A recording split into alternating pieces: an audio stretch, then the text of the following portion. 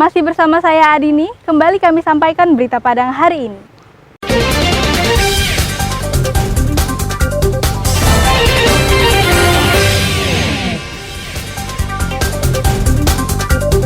Untuk menekan angka stunting, pemerintah Kabupaten Padang Pariaman datangi warga lakukan pemeriksaan. Ribuan anggota Pramuka gelar apel besar di Kota Solo peringati Hari Pramuka.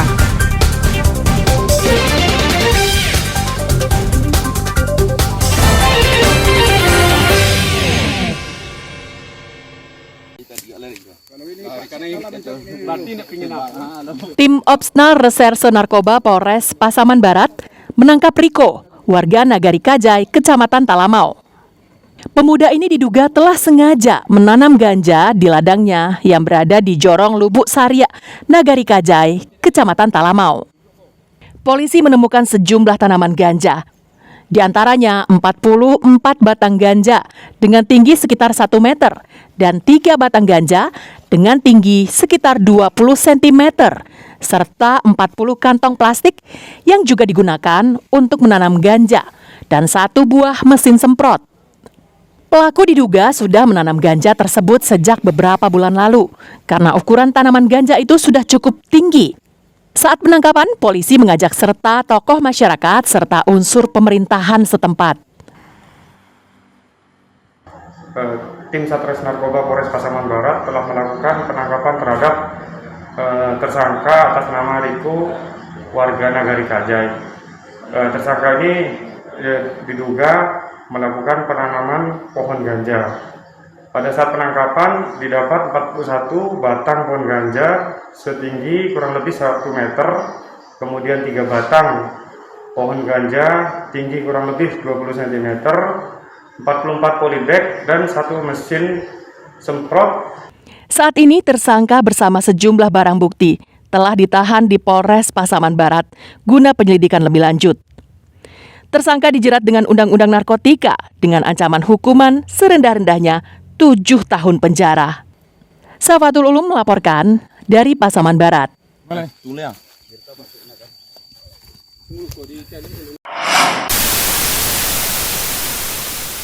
Kementerian Hukum dan HAM Sumatera Barat serta Badan Narkotika Nasional Provinsi Sumbar Rabu siang melakukan tes urin di Lembaga Pemasyarakatan Kelas 2A Padang.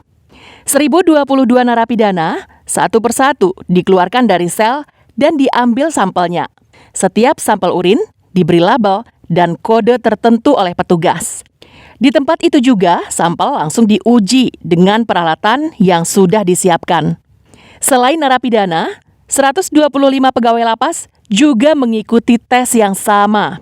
Tes urin ini merupakan program Kemenkumham dalam pemberantasan narkoba dalam lapas dan rutan. Pegawai Lapas Padang berjumlah 125 orang dan warga binaannya ada 1022 orang. Hari ini semua kita lakukan uji, ya, petik, kita tes urinnya bekerja sama dengan teman-teman Badan Narkotika Provinsi Sumatera Barat. Lingkungan Kanwil Sumatera Barat bersinar, bersih dari narkoba, baik jajaran pegawainya maupun warga binaannya. Dari ribuan sampel urin yang diperiksa, petugas tidak menemukan satupun urin yang positif narkoba. Robi Ham melaporkan dari Padang.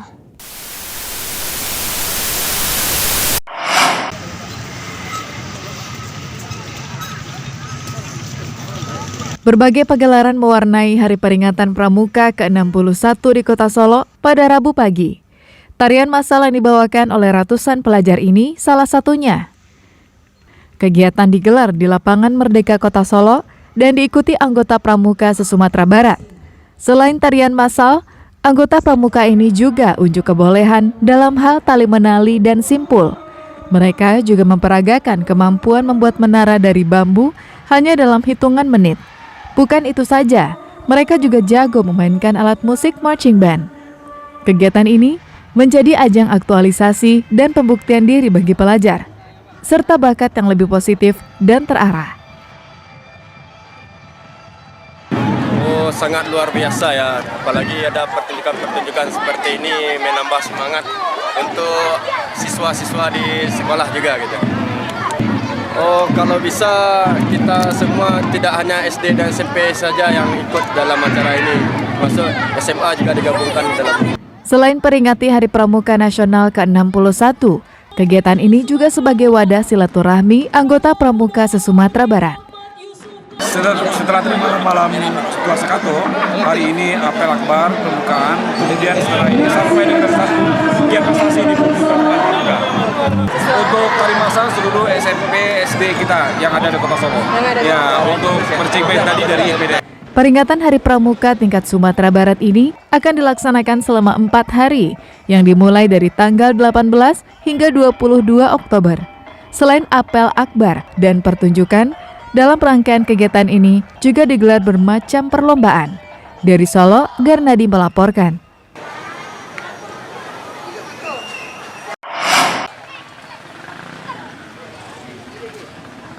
Ada yang unik menghiasi langit kota Solo Sabtu siang. Layang-layang dengan aneka bentuk dan corak melenggak-lenggok dan mengudara di areal sawah, tempat digelarnya acara Rang Solo Baralek Gadang. Festival layang-layang internasional dan tradisional menjadi salah satu ajang yang paling diminati pengunjung. Terang saja, pesertanya tidak hanya dari dalam negeri, tapi juga dari mancanegara, seperti Polandia, Swedia, Malaysia, Singapura, hingga Jepang. Layang-layang yang ditampilkan pun beraneka ragam. Ada layang-layang naga, Mario Bros, layang-layang berbentuk lambang negara. Tak ketinggalan pula layang-layang dare, permainan anak nagari Solo. Weslau, salah seorang peserta yang berasal dari Polandia, menampilkan layang-layang yang bercorakan warna merah putih sesuai warna bendera negaranya. Very similar Indonesia, ya. My flag is putih, merah, Indonesia merah putih, ya. From First time. First time. First time. Okay. Very nice city. Very nice view. Very bagus. Okay, thank you. Dari dalam negeri, juga hadir peserta dari Yogyakarta, Bali, Jawa Tengah, Jawa Barat, Kalimantan, dan daerah lainnya. Biasanya banyak kompetisi di Jawa Tengah. Ini nama layang-layangannya apa ini, Pak? Layangan naga. Layangan naga? Iya. Oh, gitu. Ini dari Jogja. Layangannya dari Jogja. Dari Jogja? Kalau ini festival Jogja aja sih, Jawa Tengah. Baru kali ini di Sumbar. Baru kali ini di Sumbar. Dalam acara ini, ditampilkan juga pergelaran seni budaya daerah Solo, ditutup pawai budaya dan makan baronjin. Kegiatan ini berlangsung selama 4 hari, sejak Jumat hingga Senin ini.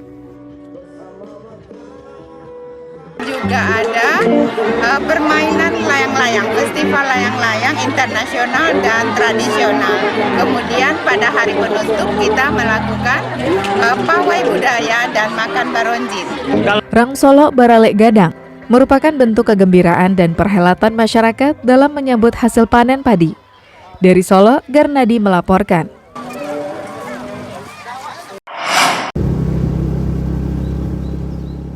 Wisata keju Lasi di Kabupaten Agam menjadi salah satu objek wisata yang ramai dikunjungi. Tidak hanya menjual keindahan alam, pengunjung juga diedukasi tentang peternakan sapi di lokasi tersebut, seperti yang terlihat pada Minggu siang. Banyak wisatawan lokal yang datang ke lokasi ini dengan membawa putra-putri mereka. Selain untuk berlibur, mereka juga hendak mengenalkan putra-putri mereka dengan hewan ternak yang ada di objek wisata ini. Peternakan yang berada di Kecamatan Canduang menjadi wahana edukasi masyarakat. Lokasi tersebut didesain menjadi objek wisata peternakan. Di sini terdapat peternakan sapi perah, kerbau, kambing, domba, ayam, kalkun, ikan, dan kelinci. Dengan biaya Rp5.000 per orang, pengunjung dapat menikmati panorama alam nan indah sembari mengenalkan hewan ternak kepada putra-putri mereka. Di lokasi ini, pemandu juga memberikan informasi terkait hewan hingga tata cara merawatnya. Mungkin pertama Cejulasi dengan judulnya kan wisata edukasi ya. Jadi kita punya anak rasanya kayaknya memilih tempat ini, terutama ada binatang-binatang. Selama ini anak-anak kita cuma ngelihat dari gambar, jadi pas kita lihatin ke mereka, ya mungkin lebih mengenal aja. Ya bisa mengenalkan anak-anak sama binatang. Kan ada kelinci, ada ayam, ada sapi, bisa lebih dekat dengan binatang. Biasanya kan kalau di rumah kan nggak bisa. Menurut pemilik peternakan, tujuan utama dibangunnya objek wisata Kejulasi adalah menanamkan cinta kepada dunia peternakan. Objek wisata edukasi peternakan. Jadi kalau kita masuk ke dalam wahana, kita akan menemukan sapi perah, akan menemukan kerbau, kambing, domba, kelinci, dan ayam. Jadi memang target kita nanti pengunjung di sini atau yang mungkin saja saat ini anak-anak karena pernah berkunjung ke Kejulasi, nanti ada ketertarikan untuk menjadi peternak. Memang dari awal visi kita membangun Kejulasi adalah mengembangkan pertanian dan peternakan di Nagari Lasi secara khususnya dan Kabupaten Agam secara umum. Menurut Pemkab Agam, objek wisata Kejulasi masih bisa dikembangkan dengan memperluas lahan dan menambah variasi hewan ternak di dalamnya.